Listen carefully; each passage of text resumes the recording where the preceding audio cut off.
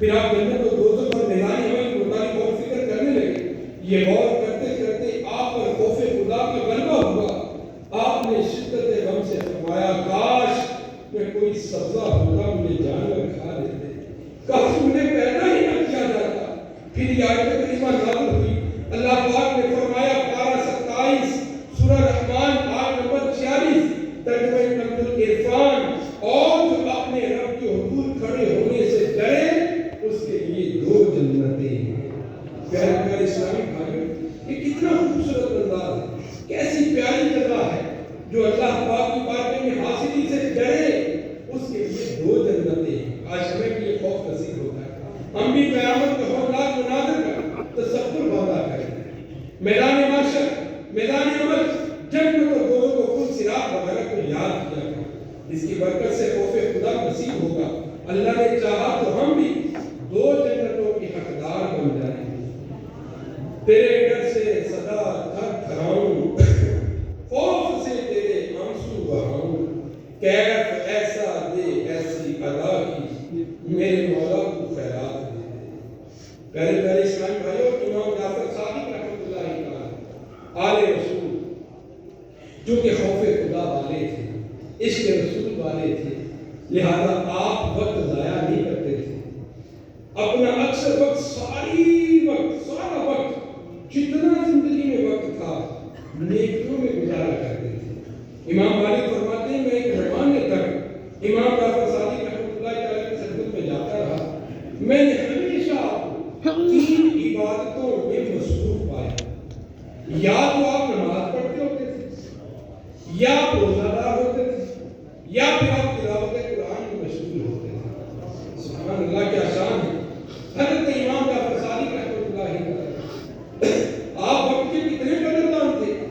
ایک کام ہے فضولیات میں پڑے رہتے ہیں، موبائل، سوشل میڈیا، فیس بک اور عجیب و غریب گپ شپ وغیرہ جان نہ جانے کیسی کیسی فضول مصروفیات ہم نے پال رکھی ہیں. اللہ پاک ہمارے ہاتھ رحم فرمائے. کوشش کرنی چاہیے کہ ہمارا زیادہ سے زیادہ وقت نیکیوں میں گزرا کرے. صحابی رسول حضرت ابو ہریرہ رضی اللہ تعالیٰ سے روایت، اللہ کے آخری نبی رسول ہاشمی صلی اللہ تعالیٰ علیہ وسلم نے پارہ 25 سورہ شورا کی سورت شورا کی یہ آیت تلاوت فرمائی.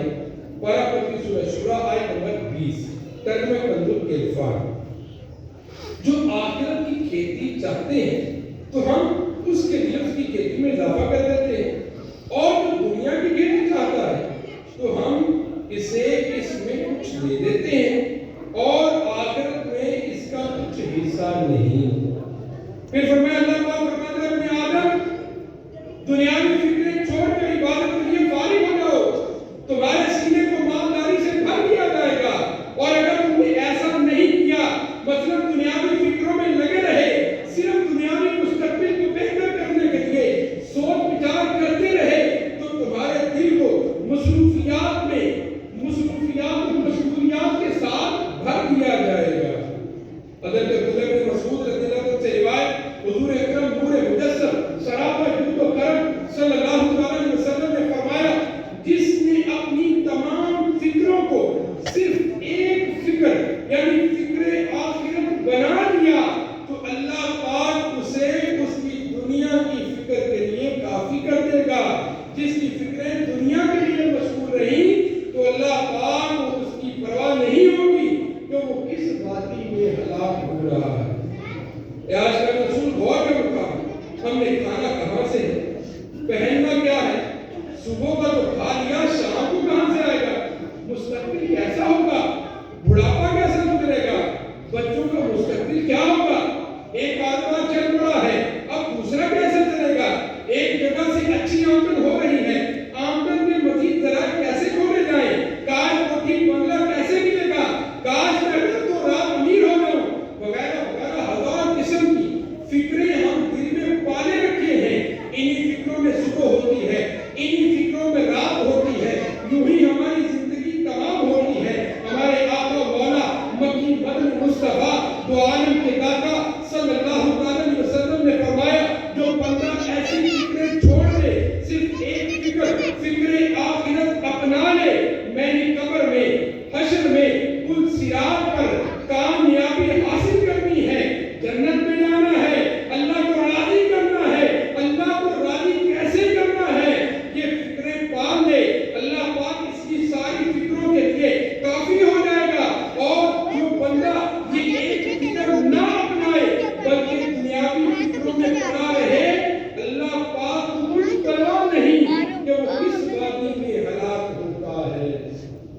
کاش ہمیں فکر آخرت نصیب ہو جائے. یہ فکر مل گئی تو انشاءاللہ زیادہ سے زیادہ نیک کام کرنے کی طرف اور عبادت پر استقامت مل جائے گی. غم روزگار میں تو میرے اشک بہ رہے ہیں، غم روزگار میں تو میرے اشک بہ رہے ہیں. نہ فضول کاش رستہ تیری یاد میں تڑپتا، مجھے چین ہی نہ آتا تو کچھ اور بات ہوتی.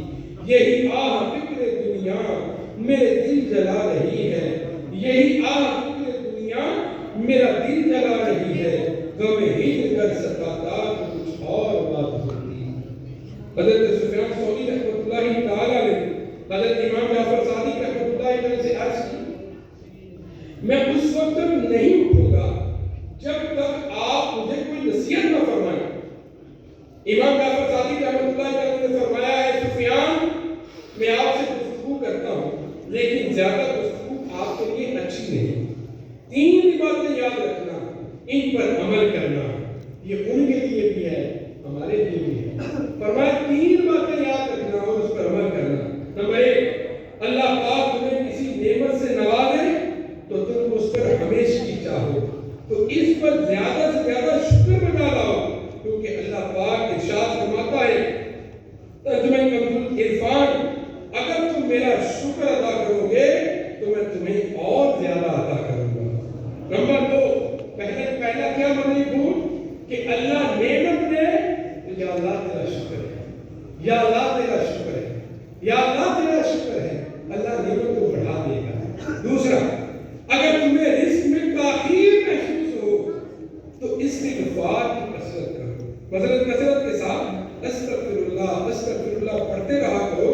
اللہ پاک نے ارشاد فرمایا، پارہ 29 سورہ نوح آیت نمبر 10 کا 12 ترجمہ کنز العرفان، اے لوگو اپنے رب سے معافی مانگو، بے شک بڑا معاف فرمانے والا ہے، اور تم پر موسلادھار بارش بھیجے گا اور مالوں اور بیٹوں سے تمہاری مدد کرے گا اور تمہارے لیے باغات بنا دے گا اور تمہارے لیے نہریں بہا دے گا. سبحان اللہ، سبحان اللہ. اگر رزق کی تنگی آ جائے، آج معاملہ برعکس ہے، اگر رزق میں تنگی آئے تو شکوے شکایت کیے جاتے ہیں، شکوے نکلتے ہیں.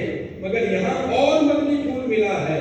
رزق میں تنگی ہو تو توبہ کرنی ہے اور رجوع اللہ کرنا ہے، استغفار کی کثرت کرنی ہے. جو توبہ استغفار کرتا ہے اللہ کے رزق بڑھا دیتا ہے.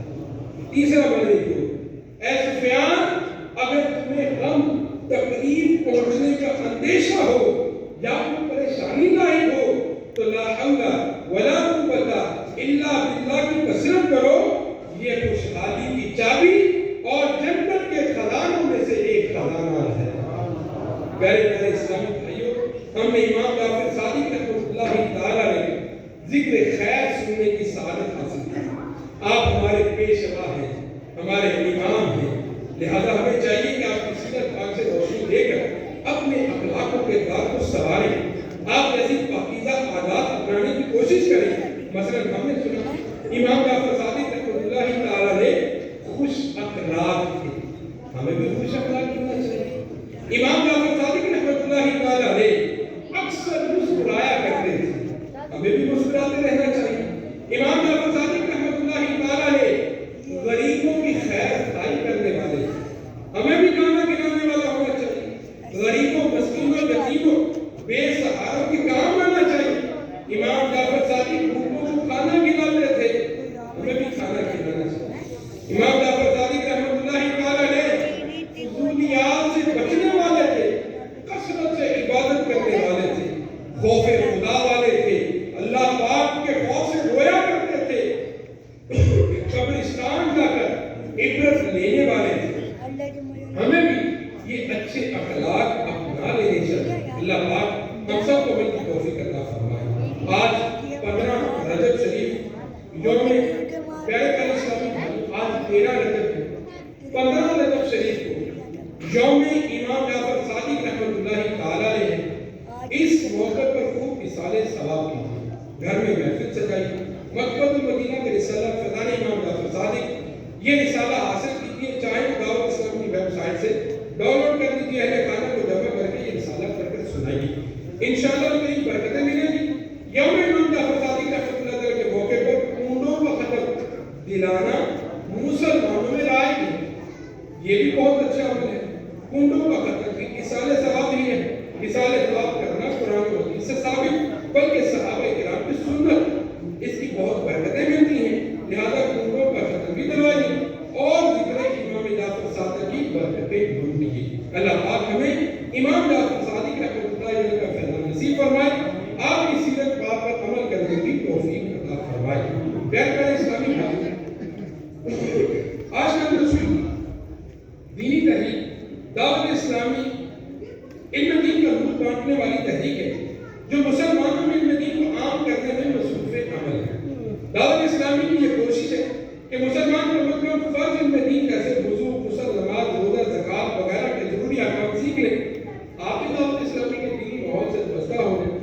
12 دینی کاموں میں خوب بڑھ چڑھ کر حصہ لیجیے. انشاءاللہ الکریم دین و دنیا کی بھلائیاں نصیب ہوں گی.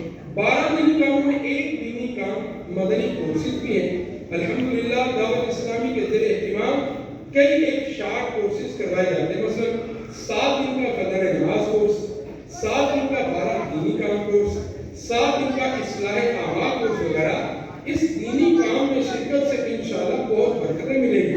دین سیکھیں گے تو اللہ پاک راضی ہوگا، اس میں برکت ہوگی، علم دین کا خزانہ ملے گا، نیکیوں کا ذہن بنے گا، اللہ پاک کی عبادت درست انداز پر کر پائیں گے.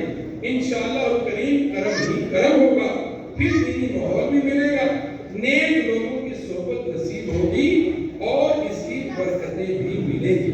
ایک اسلام بھائی کے بیان کا خلاصہ ہے، دینی ماحول سے وابستہ ہونے سے پہلے میں طرح طرح کے گناہ میں مبتلا تھا، قسمت کا ستارہ یوں چمکا. میرے بڑے بھائی نے دعوت اسلامی کی نیکی کی دعوت پر 63 دن کے مغربی تربیتی کورس میں داخلہ لے لیا. تربیتی کورس کرنے کے بعد جب بھائی جان گھر واپس تشریف لائے تو سب گھر والے حیران تھے کہ وہ بالکل بدل چکے تھے.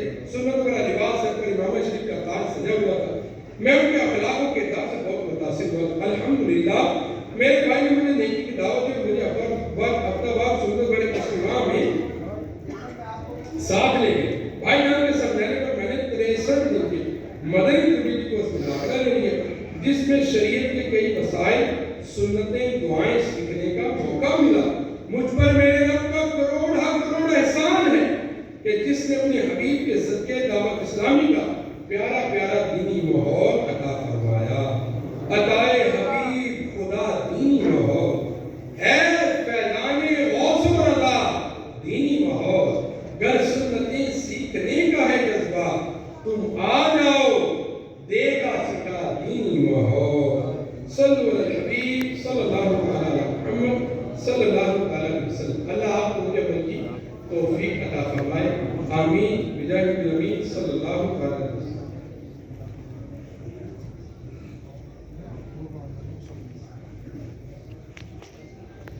صلی اللہ علیہ حبیب صلی اللہ علیہ محمد. دعوت اسلامی کے ہفتہ وار اجتماع میں پڑھے جانے والے 6 دعائیں، 6 درود پاک اور 2 دعائیں